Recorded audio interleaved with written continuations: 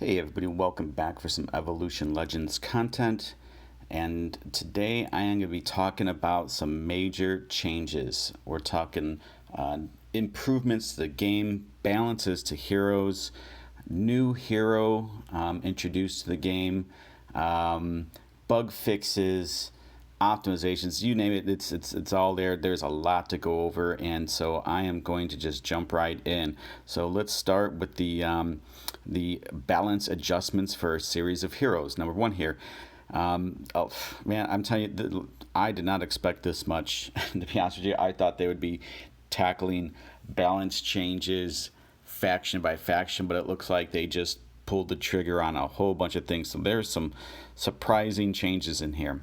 Number one, Polis Spirik, Flame Annihilation. Casts a Flame of Annihilation dealing 50%, 50%, 70%. So what that means is they're saying at level, the level 1, level 2, level 3 version of that skill. So the level 1 is a 50%, level 2 is a 50%, and then the level 3 is a capped out 70% of damage. Attack damage to 3 to 4 targets with a 50% chance to deal 50%, 50%, or 70% burn damage for 4 rounds. So yeah, this is a nerf. As you can see here, before it was 60%, 60%, 90%, and then the burn damage for 4 rounds. It used to be 3 before, so that's doing less damage, and they're spreading it out over longer time. So definitely a nerf to Spirik. Did not see that coming. I know Spirik was okay. I ran him on my alt account. I didn't think he was like amazing or anything like that. So a nerf, is interesting. They must have seen something in the data that some of us didn't see. So too bad for those people that have been running Spirik. Let's see what he did. Flame Strike here. So they did basic attack becomes attacks that deal damage to 2 to 3 random heroes with a 50% chance to deal 25%, 40%, or 50% of attack damage for 4 rounds. Yeah, the major nerf in my opinion to Spirik. Not even sure he's super playable at this point. He's probably playable. I just think you're going to see some drop off there. Okay, moving on. Dominic, Sacred Recovery restores 150%, 180%, or 210% of attack HP to 3 weakest allies. Again, this is a buff to Dominic, who is already good. In my opinion, makes him even better. This restores HP up to 210% to the 3 weakest allies and increases target's damage reduction by 15% for 2 rounds. So he's healing and he's increasing their damage reduction, so buffing them so they're going to take less damage as well. Dead Rising, when his HP is below 30% and is attacked, all control effects active on him will be dispelled, and he will restore 120% up to 200% max level of attack HP and 30 energy. This was a welcome change. I think this ability, this is his AoE heal. It was a bit much. Like, you just uber heal your whole team by quite a bit. So I think a balance here makes sense. It was kind of disheartening when you would get that front line weak, and then all of a sudden this would trigger and he would just like heal them up like to like half their health again, and you just keep going, keep hacking away at them. And then Halo Flash, when casting Sacred Recovery and Dead Rising, will also cast a rejuvenation that restores 45% up to 60% of attack HP to allies for 3 rounds, just to heal over time, so a buff to that. All in all here, I think that the Sacred Recovery buff is pretty big. That offsets the nerf to the AoE heal, and then also you've got this rejuvenation that heals over time. Dominic's a beast. He's awesome. Put him in your lineup. Run him. He's definitely top tier support, right up there with Irian at this point. Let's move on. A lot to go through. Breakum, Wild Vine. This is interesting. No increased burn damage. So before, the binds would increase burn damage if a hero was bound. They swapped that out. For now, it's added a level 2 and 3, 40%, 50%, respectively, of attack poison poisoning damage would be cost for 4 rounds in binding. So they basically added a poison effect to his binds, which is super interesting. Okay, Jungle Fury HP increases by 35%, 50%, 65% respectively. When attacked, has a 50% chance of counterattacking, dealing 100% up to 140% of attack damage to the target. This was nerfed a bit. Welcome nerf. He's a beast, man. Those counterattacks were killer. They hit really hard, and he did a lot of them. So he was just getting a ton of damage in. So they're basically... they increased his health, but they reduced the amount of damage he does on those counterattacks. Welcome change. Stout Cane, no increased burn damage to binding targets, but added a 30, 40%, 50% of attack poison damage that would cause for 4 rounds when binding the target. Making it so that they're just adding more poison, like damage over time abilities to the game, probably to coincide with some of the artifacts that they added recently to that we're going to want to go after to mitigate some of this. Also, Medusa was just killing it with her burst damage on stacks. So finally, self-healing restores 6% up to 12% of max HP at the round's end. So this, not a major change, slight buff to the level 1 and level 2. Looks like it caps out at 12%. This thing, I expected a little bit of a nerf here, actually. He has a lot of durability because that self-healing triggers no matter what, even if he's stunned. I think that's a fix they need to make to the game. If he's stunned, he shouldn't be able to self-heal. So something for the devs to consider in the long run. Moving on, Organder, Wing Scatter, unleashes wing blades, dealing 200% of attack damage to frontward targets, an additional 20% up to 40% of attack bleed for 4 rounds. Buff there, pretty significant buff there, doubled the amount of bleed damage over 4 rounds to Gandor. HP increases by 30% up to 55%, a slight nerf there for HP increase, but the armor increase gets a buff, a slight buff, 30% up to 60% of damage. Not sure that makes a real major impact. That's negligible. I don't think you'll even notice it. Ring armor, Griffin Sapphire. Griffin Sapphire has a 70%, so I think the ring armor is supposed to be above there. This is Griffin Sapphire. So Griffin Sapphire has a 70% chance, was previous a 50% chance to deal an additional 40% of attack bleed damage for 4 rounds. Really pretty significant buff there as well. Looks like Organder is going to be applying a lot of damage over time in the form of bleed. So again, getting that artifact that's going to protect against this type of damage over time might be a priority for some people, because Organder is going to be slightly more viable. Is he going to move up in tier? In my opinion, TBD. I don't know. We have to kind of play with them and see. Omegon, Sacred Shield, when the round ends, adds a Sacred Shield that absorbs 12%, 50%, 18%.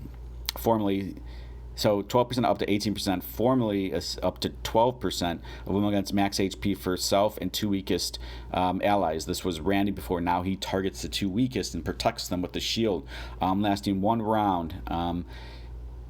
Huge buff. That's a big deal, going from 12% up to 18% of his max HP. Man, that's a lot. So that's a significant shield. Holy Dragon Skin, HP increases by 25% up to 45%. This is a buff to his durability, to his HP. Control immune increases 30%. Skill damage reduced, so that stays the same. The reduction increases, the skill damage reduction increased by 30%. That's all the standard stuff that's there now. But pretty significant buff to Omegon, who was recently buffed. I think they're really focused on this hero for some reason, but definitely looking to make him more viable, and I think he is for sure. I'm going to be taking a close look at him as well. Iridal, Hunter Eye, added new attribute. For each stack of burning, bleeding, or poison on the target, Iridal deals an additional 3, 4, and 5% respectively damage to the target.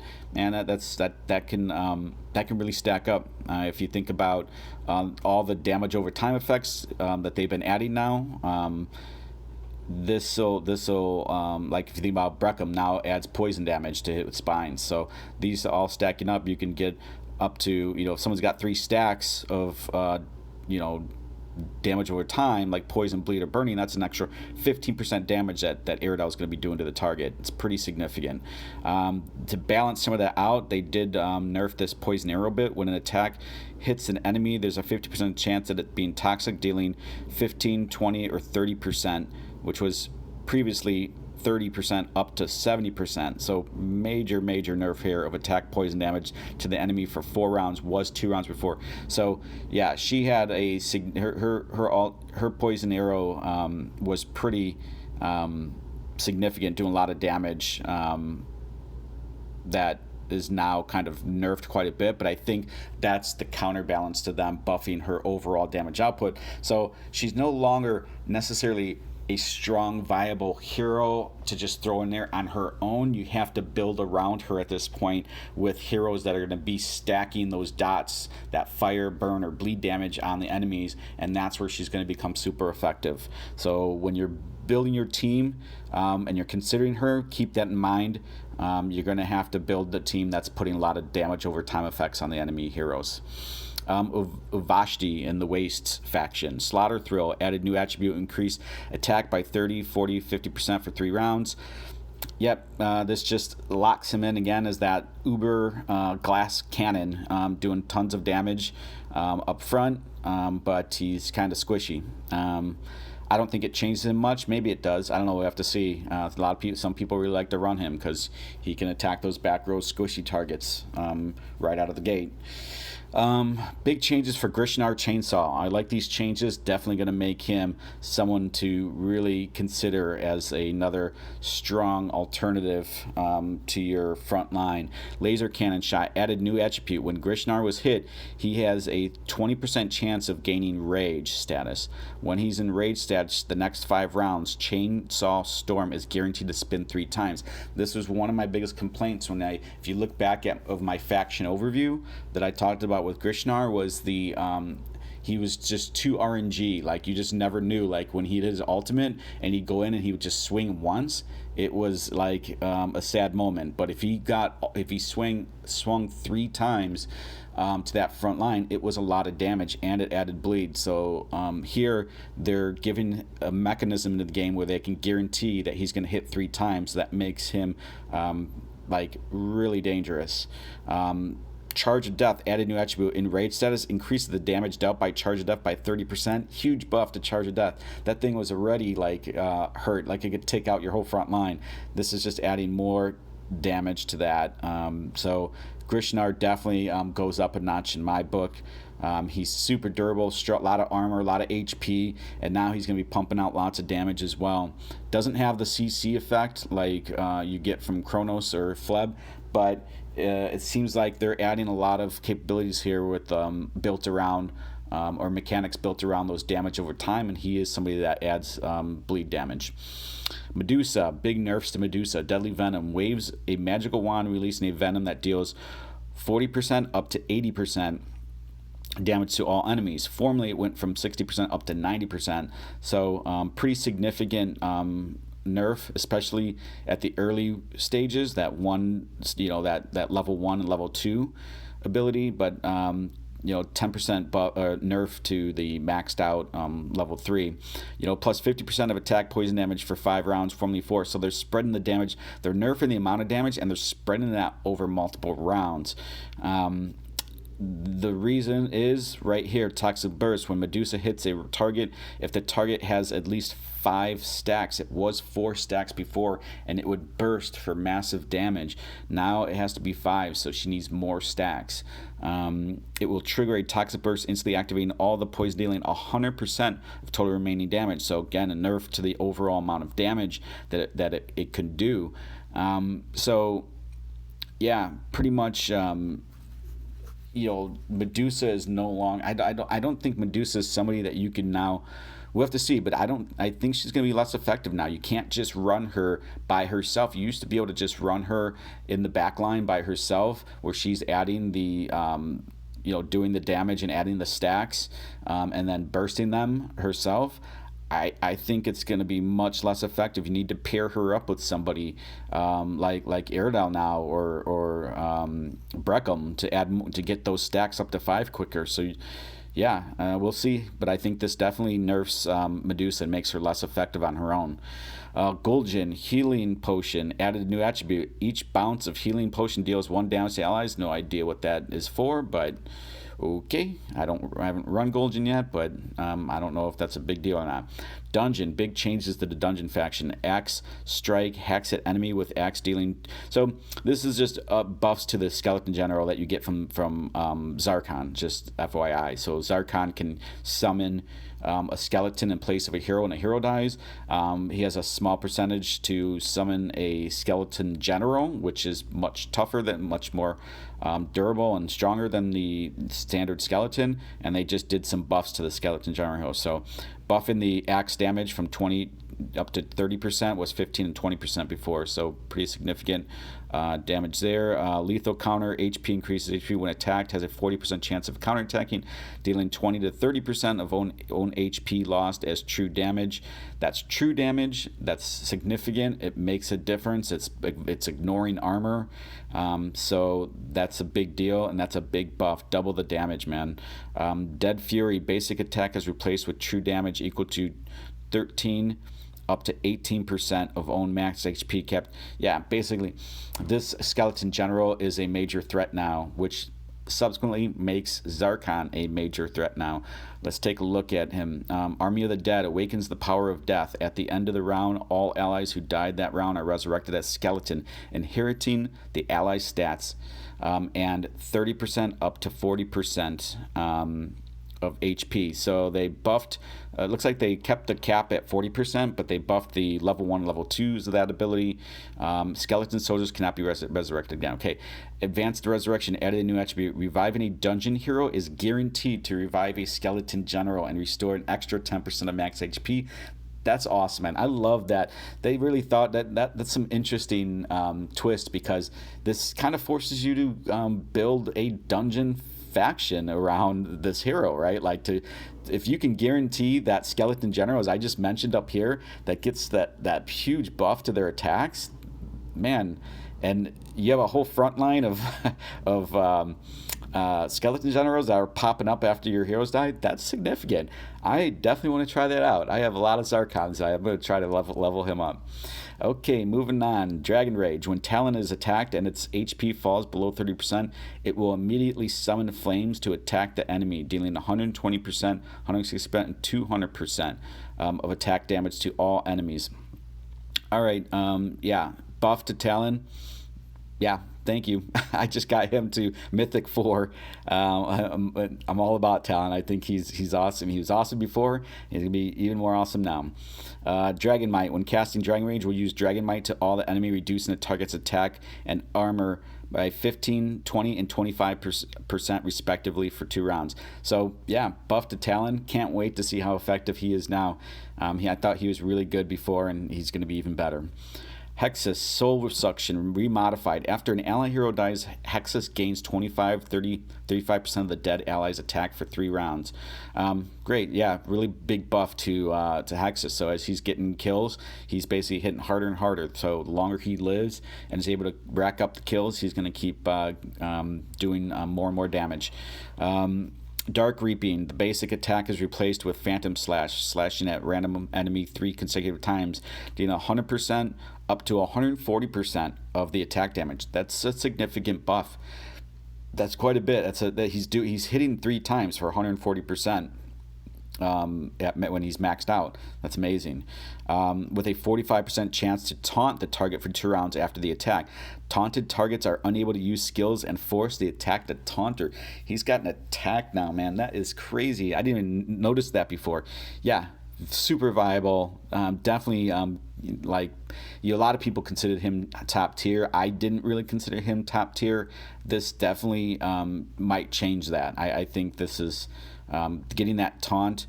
The biggest problem though with him is that he is squishy. That's always been the problem. Now that he's gonna taunt, the taunts are nice because they prevent them from using skills. They can just use the enemies can only use if they're taunted, they can only use their basic attacks. But he is gonna draw that attack in, which is interesting to himself because he is kind of squishy. So we'll have to see how that plays out. But definitely some really cool buffs to him. I think this really takes him up a notch. Icarus, or is Icarus? I always say Icarus. Icarus, Bone Shield, remodified. At the end of the round, give a Bone Shield to 2 to 3 random allies, which deals 20% up to 30% of next 3 damage received by allies back to the attacker as true damage. That's big, right? Especially if you are swinging hard at somebody that's got these bone shields on. 30% of that's going to come right back at the enemy attacking, and it's going to ignore shields and armor. Can't be triggered when in control. Okay, so I think Icarus gets a buff there. Heard some people really getting big on his abilities, so to be interesting to see if he starts showing up more. Jaina, Dead Spectre. When performing a basic attack, Jaina summons a Spectre that lasts for 6 rounds now, as opposed to 3 rounds before, and then commands all Spectres that attack random enemy heroes for 80% of attack damage. I'm assuming that's each, with a 35% up to 50% chance of silence for 2 rounds. This is a really big buff to Jaina, Jaina, whatever how we would pronounce that, Jaina. Yeah, I mean, the Spectres are lasting for double the amount of rounds, means that they can stack up quite a bit, and she can command all those to attack at once, each one doing 80% of attack damage. It's pretty significant, and a chance to silence for 2 rounds. Definitely gonna. I have like 13 copies of her. I'm definitely gonna try to get her up to Mythic and give her a test run. Okay, keep going here. We're running out of time. Abyss, Malastor, Demon Power. Attack increases by 30%. Crit increases by 30, 40, 50%, respectively. Buff to Malastor's crit. Yeah, crazy. Okay, he was a crit machine already. He's doing a lot more crits now. Crit aura. At the beginning of battle, generates a crit aura that lasts 3 rounds and increases crit for arrows. 30% at level 1, up to 40% at max level. Again, another buff to crits for your whole team. The aura disappears when Malastor dies. Okay, so yeah, huge. Malastor is doing even more crits, and even more crits for your team, and even more crit damage. And then you get down here, Demon Pounce. When an ally's basic attack or active skill deals a crit strike, Malastor has a 75% chance of making a follow-up attack, and on the target dealing 120% up to 180% at max level damage. Yeah, I mean, yeah, all around buff for Malastor. He was already a tier 1 hero. This really locks him in as a tier 1 hero. He's going to be doing a lot more damage. And this, when I get to the Pyrax updates, you're going to see him and Pyrax just showing up left and right. Quillrock, Lava Screen, added new attribute, reduces attacker's healing effect by 50% for 3 rounds. That's really cool. I hate the Lava Screen. What I hate about the Lava Screen is that it's just a missed round. Like he doesn't attack for that round. He just puts up the Lava Screen, and then anybody hitting them is going to get this debuff. But it is a very interesting debuff. It's reducing healing effects by 50%. So, yeah, against self healers like Arian, Breckham, Dominic. That's pretty significant, reducing that. So it might be interesting to see how he fits in. I don't think it's enough to really make him. People are going to be, crossing their fingers and hoping for Quillrock to drop. Anyways, Heth block counter. When Heth blocks, it increases attack and crit by 6% up to 9%. A buff to that for 4 rounds. Add a new attribute. Each crit restores 7% of lost HP. Man, yeah, so really nice durability improvement here with Heth. I think this was needed. She's a good strong frontline blocker. Gets a lot of blocks, and then these crits are going to just help keep her alive longer. So awesome improvement there. Fallen Will for Galio, added new attribute. When crit, reduces the target's healing received by 50% for the next 3 rounds. Love it. As you all know, if you watch my videos, Galio is my favorite hero in the game, and she crits a lot. So yeah, when she crits, she's going to be reducing a lot of healing. She's going to prevent a lot of heals because she hits that whole front line. She gets a lot of crits. So very excited to see her. All right, on to Pyrax. Dragonfall. Attack increases by 30% up to 50% at max level. Used to be 30 from 20% up to 35%. This is like almost a double buff to Pyrax increase. Added a new attribute. Crit increases by 50%. Crit adds an extra 20% splash damage. So, Pyrax with Malister, who's also buffing crits, means that that Pyrax is going to be a crit machine. He's going to be doing a lot of them, which means he's going to be pumping out an extra 20% of splash damage to everything he hits. Don't be surprised if you're seeing like double Pyrax plus Malistor in the lineups. So be ready. Okay, Nord. Royal Bloodline. When Nord is attacked and its HP falls below 35%, it was 30% before, all negative effects are removed, and 30 up to 50% of own max HP is recovered. It's only trigger once. This definitely buffs him. It allows him to gain more health back, and it allows that to trigger earlier. We'll see. I don't know if this makes him any more viable. I don't think you'll see a lot more of him running around, but it does. If you like to run Nord, this is definitely a welcome change. And then Flame Avatar added a new attribute, reduces attackers' healing effect by 50% for 3 rounds. Again, if you're dealing with a bunch of healers and self-healers and things, this is a welcome change. All right, a couple of things here.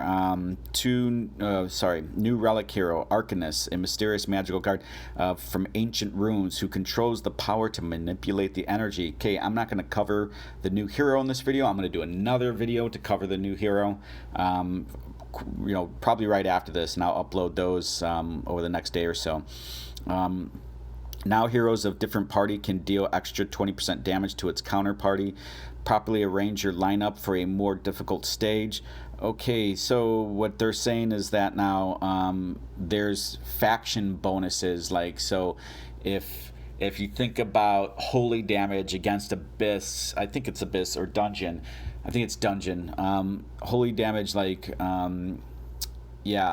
Polaris, like, has extra bonus damage against that faction because of the matchup. It looks like they're kind of building on top of that, and so now you'll have these faction bonus damages against other specific factions, which is going to be interesting. We'll see how that shakes out. That's very exciting.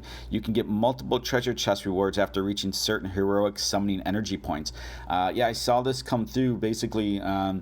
When you're using the summoning altar on the left, there used to be just one treasure chest at the top. When you got it all the way to the top and you open that treasure, you got a guaranteed hero.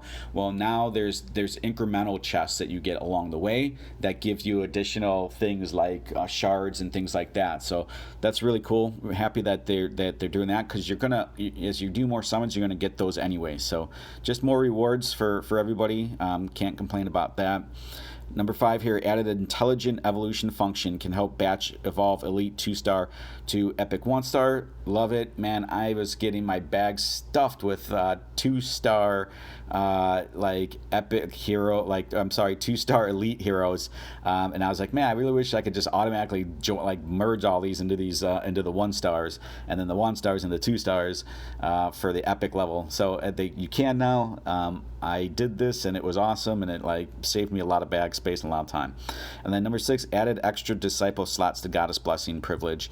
The disciple slots to I don't remember what that was exactly. I think that's in the library, so maybe there's extra slots available there now.